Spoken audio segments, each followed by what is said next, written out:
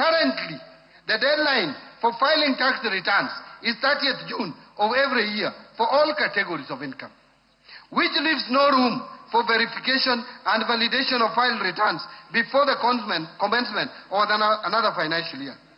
To provide sufficient time for verification and validation of returns, I propose revisions to the timelines for filing individual income tax returns.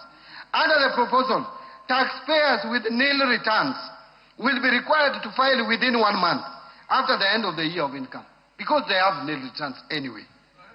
While taxpayers whose income is fully taxed at source, including persons earning employment income only, will file within 4 months after the end of the year of income.